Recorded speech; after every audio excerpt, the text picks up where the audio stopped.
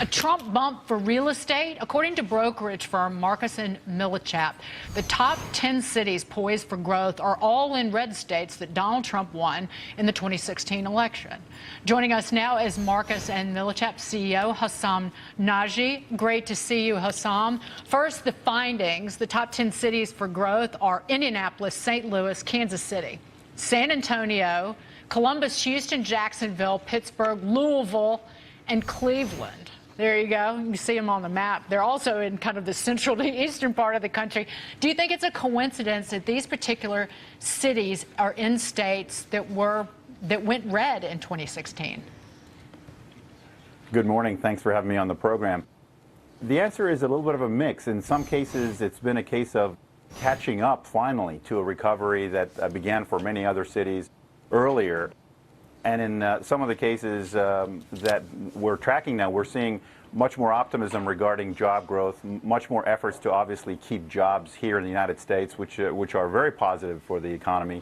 And the general response to the president's orientation toward growth has been very much applauded by the real estate community. The expectation of extending this economic expansion, we're now in year 7, the average expansion lasts around 5 years. So there was a lot of concern going into the election about the durability of this expansion. And the president's growth orientation has given the real estate market a lot of confidence that that would happen through tax reform and growth measures that he's been talking about. The combination of that long-term optimism, though, has now been met with some short-term pause because of the fact that interest rates have spiked in the fourth quarter. And there is a wait and see generally in the real estate community about how the tax reform, economic stimuli, particularly infrastructure spending, and lowering of regulations will actually play out. Until those things become more clear, this wait and see is really dragging the market down at this point. Hessam, it's Kevin Kelly. We're looking at all these cities, and they're in red states. And I think one of the things to take away, too, is it seems like the states and the municipalities are implementing policies that are attracting businesses as well as making it more affordable. What policies are you seeing that they're deploying that's separating them from their liberal counterparts? Well, I think, first of all, there's plenty of growth cities outside of these this particular list that we're talking about. For example, Dallas, Texas is the job leader in the country. Atlanta, Los Angeles, New York. There is broad growth across the country. These particular examples of growth in 2017 have to do with a private-public partnership that's occurred in many of the instances. But more importantly, besides this really focusing on specific companies, we're beginning to see the innovation and rejuvenation of a lot of older industries begin to take shape. If you look at, for example, what's happened in Detroit and the auto industry, longer term, if you look at what's happened in Philadelphia and its economic diversification, if you look at the difference between Houston, which has been much more energy dependent, versus Dallas, which has diversified its economy, the performance is clearly in the favor of Dallas over the past 2 or 3 years when energy prices fell. So it's a combination of diversification, public-private partnership, and creating catalysts for job creation. Hessam, Mike Block here. In the public REIT markets, there's been a lot of pressure on some of these shopping mall REITs and some of these retailer REITs in general.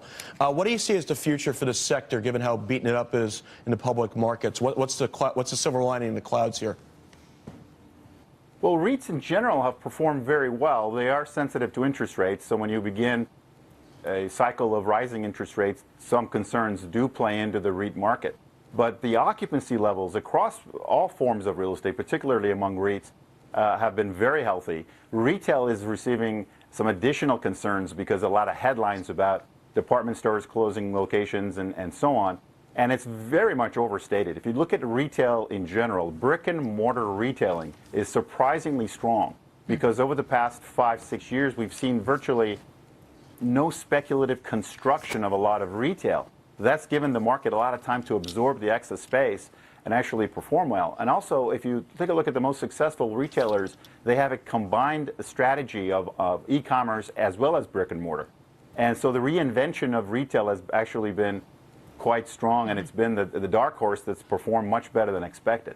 Hessam, Kirsten Hagland here. With a lot of these cities that we talked about so far as being major growth cities, a lot of young people, too, are staying closer to home rather than moving out to the coast and really populating these downtowns, and we're seeing that rejuvenation. Is that something you see as a key factor here, and are you optimistic about that movement really spreading to other cities as well? That's a great point. The revitalization of urban areas has been a key factor in places like Denver, in places like Seattle, places like Portland, Oregon, really all over the country. And millennials are very much attracted to a live-work kind of an environment where you don't have to drive and you have access to the amenities of an urban market, as do retiring baby boomers and empty nesters, a lot of whom are actually renting very high-end apartments that's being built over the past 5 years or so in urban areas. That's a huge draw to this type of audience. And some of these cities are beginning to realize that and take advantage of it. Although I think in most of these examples, there is a lot to be done further, especially, as I mentioned before, the public-private partnership, tax incentives to attract jobs and therefore attract people. Hessam, it was great to see you. Thank you for all the insight. Hessam Nadji, thank you again. Great to be with you. Thanks for having me on.